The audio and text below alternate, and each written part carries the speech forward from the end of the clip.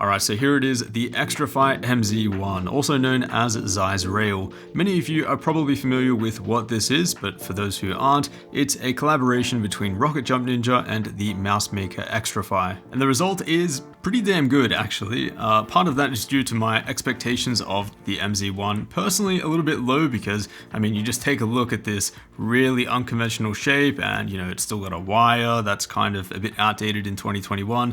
But honestly, this is a really solid gaming mouse, and especially if you are more focused towards aim and aim potential and you're really into mouse shapes, this is something that you could potentially be really, really good with.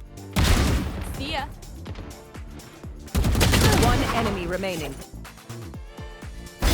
Poison's gone. Crown. Ooh. Stay down. Nice. 105. Spike down A. One enemy remaining. Beautiful. There you go. Shit.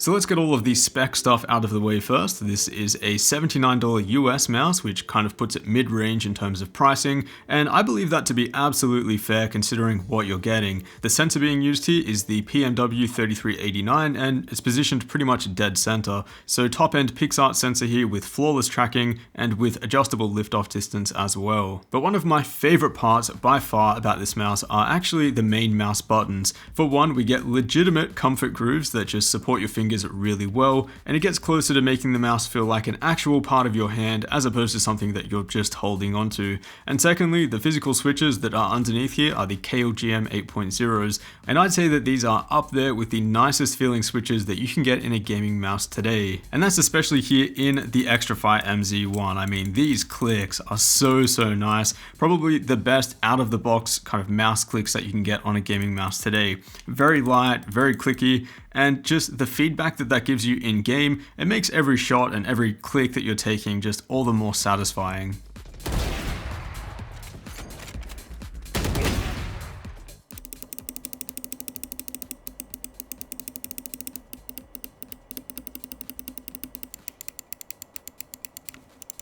For whatever reason though, when it comes to click latency, the Xtrfy MZ1 is a little bit slower than I expected. Part of that is due to the default debounce setting, which can be reduced to 2 milliseconds, and that does bring things into a bit more of a normal range. So compared to the top results here, which have an end-to-end latency of around 12 milliseconds, it's basically like playing with an extra 5 milliseconds of ping in comparison. That's not what I would consider to be a deal breaker by any means, but I'd definitely like to see Xtrfy improve this in the future. Now as for that cable, which is a pretty rare sight in a lot of these top-end gaming mice coming out in 2021. It's a pretty good cable. It's angled upwards out of the mouse shell, so it doesn't drag on your mouse pad, which is really good. But at the same time, if you play on a fairly low sensitivity, it's just never going to feel as good as wireless. You don't feel any weight or resistance of the cable per se, but you don't have that same confidence with going for those big swipes, for example. But again, as far as wired mice go, this is definitely right up there with the best. Not as good as a custom paracord in my opinion, but definitely as good as the latest Ascended cable from Glorious. And a quick note on the coating, it's okay on the MZ1, not as grippy as the Superlight in my opinion, but still overall pretty good and by no means slippery. I also like that there is no software for this mouse, which if it's not needed, then great, just one less piece of clunky software to have on your PC.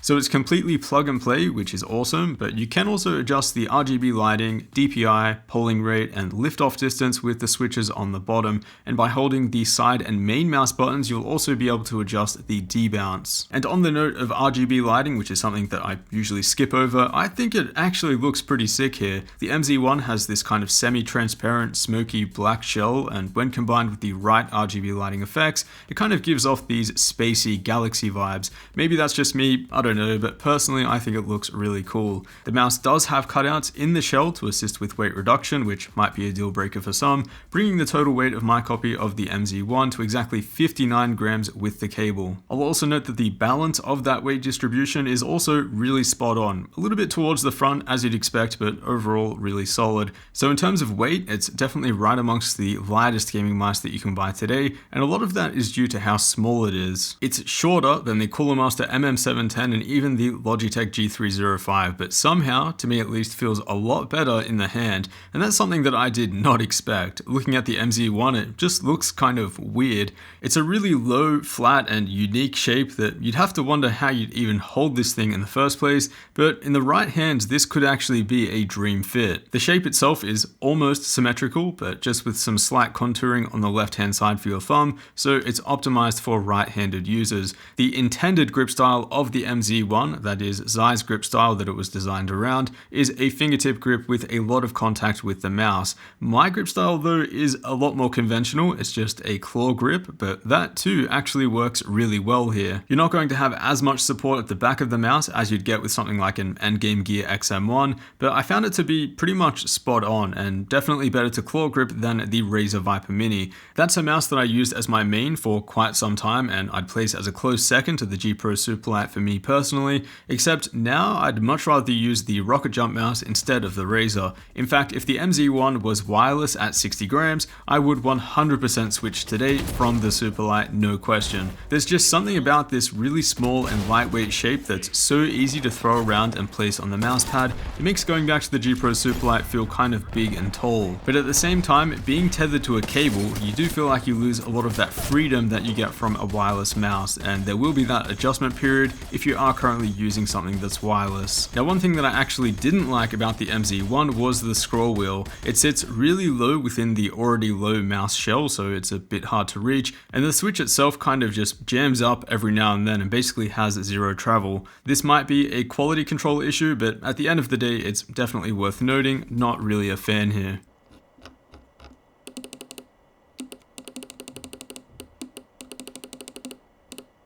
But as for my own gaming experience with the MZ1, this is definitely a mouse that I could main any day of the week.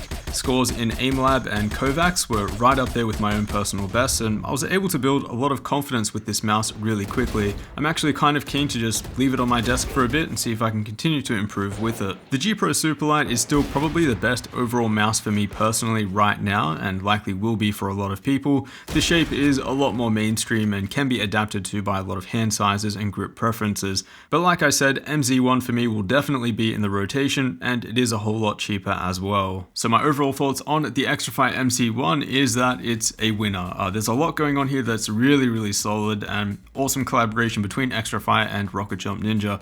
And I think if it wasn't for the collaboration, you would never see a mouse like this, created from Logitech or Razer or SteelSeries.